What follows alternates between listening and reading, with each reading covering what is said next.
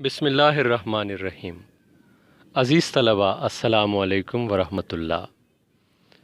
آج ہم سال دوم کی درسی کتاب کے حصہ نثر سے سبق محنت پسند خیرمند کا مطالعہ شروع کرتے ہیں۔ یہ امتحانی نقطہ نگاہ سے بہت اہم سبق ہے۔ محنت پسند خیرمند، خیرمند کہتے ہیں عقل مند کو، خیرد عقل، خیرمند عقل مند، دانا، ہوشیار آدمی۔ اور خیرمند کی صفت یہاں پر آئی ہے محنت پسند، محنت کو پسند کرنے والا، محنتی، محنت کی عادت رکھنے والا۔ اس طرح اس ترکیب کے معنی ہوئے محنت پسند خیرمند، محنت کو پسند کرنے والا عقل مند، محنت سے محبت کرنے والا صاحب ہوش۔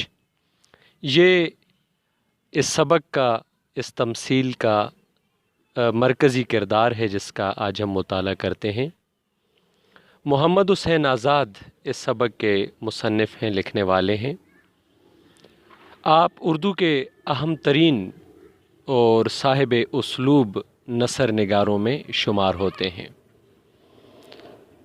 آپ کو شاعر ہونے کے ساتھ ساتھ ایک نقاد کی حیثیت سے بھی جانا جاتا ہے۔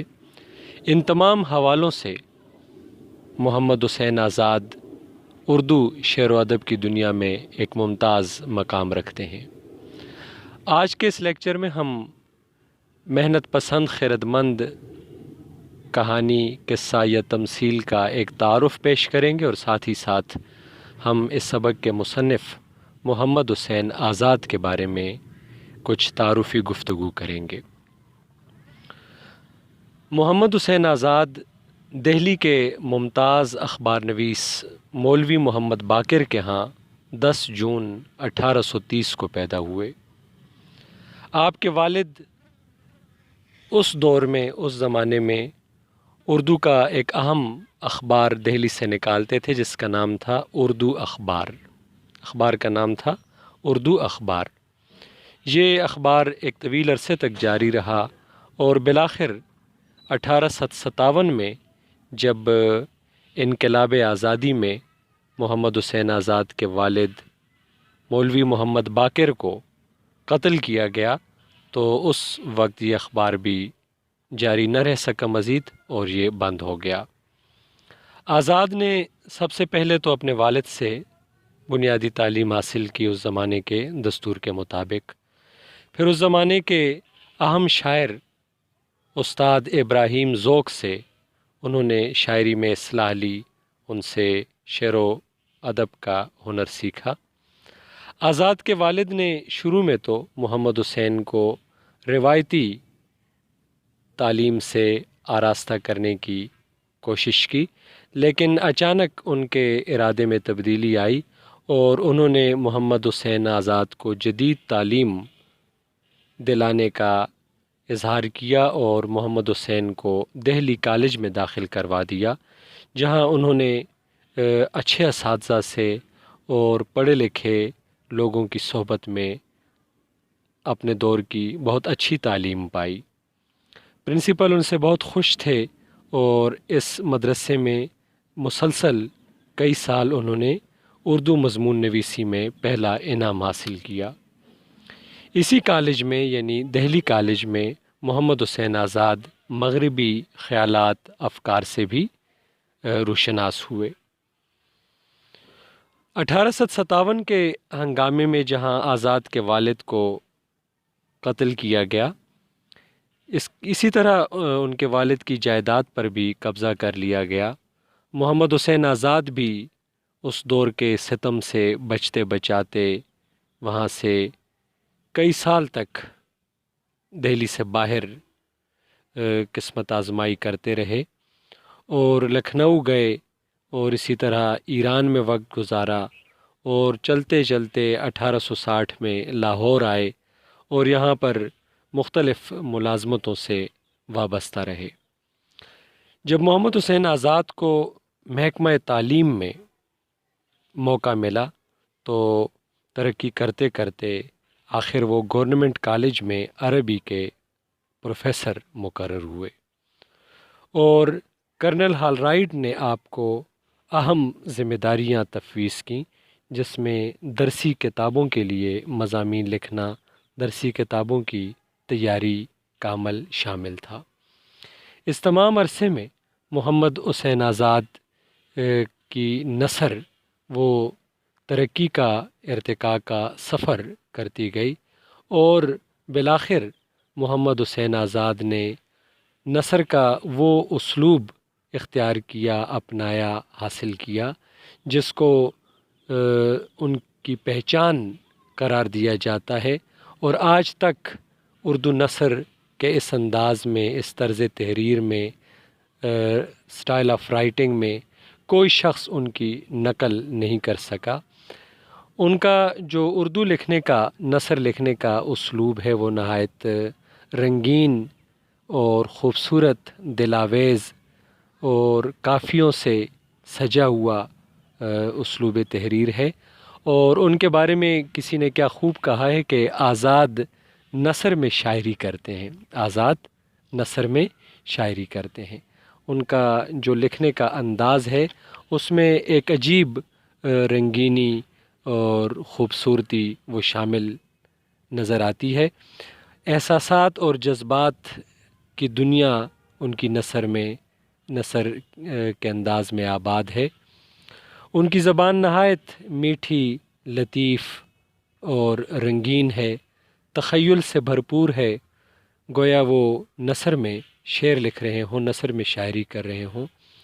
इसके साथ साथ वो लामहदूद मालूमात रखने वाले अदीब हैं और इंसानी नफ्सियात से और इंसानी जज्बात से खूब आगाही रखते हैं। मोहम्मद हुसैन आज़ाद ने इस सबक में, जिसका नाम है मेहनत पसंद खैरतमंद, इसमें उन्होंने तमसीली रंग अपनाते हुए ये कहानी या ये मज़मून लिखा है। मैं आपको बता दूं कि तमसील कहते हैं उस कहानी को, उस मज़मून को, उस ख़याली किस्से को जिसमें मुजर्रद किरदारों को मुजस्सम बनाकर पेश किया जाए। यानी वो खुसूसियात, वो चीज़ें जो बज़ाहिर वजूद नहीं रखती, उनको बोलते हुए, चलते फिरते हुए दिखाया जाए। मिसाल के तौर पर सच्चाई, झूठ, फ़रेब, वफ़ा, जफ़ा, इखलास, मोहब्बत, क़ुरबानी, ज़हानत, ये तमाम औसाफ़ हैं, सिफ़ात हैं, हम और आप इनसे वाकिफ़ हैं। ये सिफ़ात कोई इंसानी वजूद नहीं रखती, लेकिन बाज़ औक़ात मुसन्निफ़ तमसील का अंदाज़ इख्तियार करते हुए, तमसीली किस्सा बयान करते हुए इन सिफ़ात को, खुसूसियात को, जज्बात को बाकायदा किरदारों का रंग देकर इनको चलते फिरते, बोलते हुए और इंसानों की तरह रवैयों का इजहार करते हुए दिखाया जाता है। तो ये जो सबक है मेहनत पसंद खैरतमंद, इसमें भी आपको यही रंग मिलेगा कि मुख्तलिफ़ बेजान चीज़ें, बेजान सिफ़ात, उनको जानदार कैरेक्टर्स या किरदारों की सूरत में दिखाया गया है। मसलन मैं अपनी बात को एक दो आसान जुमलों की सूरत में, मिसाल की सूरत में यूँ बयान करूँगा कि एक मर्तबा का ज़िक्र है कि झूठ ने सच से कहा कि दुनिया में मेरा राज चलता है और मैं जो चाहूँ वो मैं कर सकता हूँ। तो इसके मुकाबले में, इसके जवाब में सच ने कहा कि बिलाशुबा दुनिया में तुम्हें ज़्यादा पसंद किया जाता है, तुम्हारा ज़्यादा चाल चलन है, रिवाज है, लेकिन सच की जीत बिलाखिर होती है। आखिरकार कामयाबी और जीत वो सच को नसीब होती है। या इसी तरह अगर मैं एक और मिसाल दूं कि एक मर्तबा सेहत ने कहा कि अगर मैं रुखसत हो जाऊं تو مجھے ہسپتالوں میں، دواخانوں میں، حکیموں اور ڈاکٹروں کے پاس تلاش کرنا۔ دولت نے کہا کہ اگر میں کھو جاؤں تو مجھے بازاروں میں، منڈیوں میں اور دکانوں میں تلاش کیا جا سکتا ہے۔ اس کے بعد عزت وہیں موجود تھی۔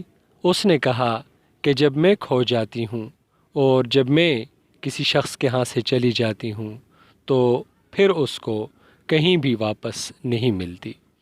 تو دیکھیں اس حکایت میں، اس تمثیل میں 3 صفات نے اور اوصاف انسانی نے باقاعدہ آپس میں گفتگو کرتے ہوئے کرداروں کا رنگ اختیار کیا۔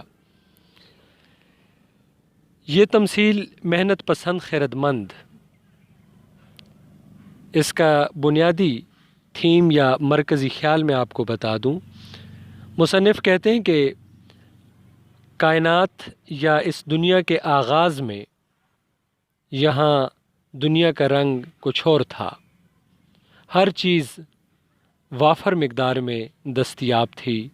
لوگوں کے دل لالچ، طمع، غرض سے بالکل پاک تھے اور اللہ کی دی ہوئی نعمتوں پر انسان راضی اور خوش اپنی زندگی گزار رہا تھا۔ کسی چیز کی کوئی کمی نہیں تھی۔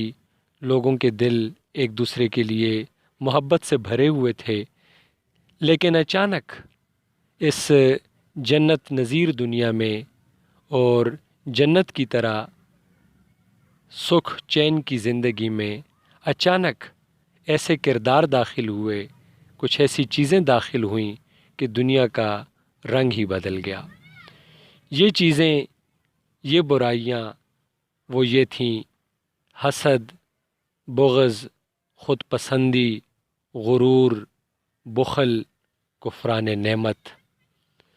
ان کے داخل ہونے سے اچانک نعمتوں کو زوال شروع ہو گیا اور خوشحالی کی جگہ بدحالی نے لے لی اور فراخی کی جگہ مفلسی نے لے لی۔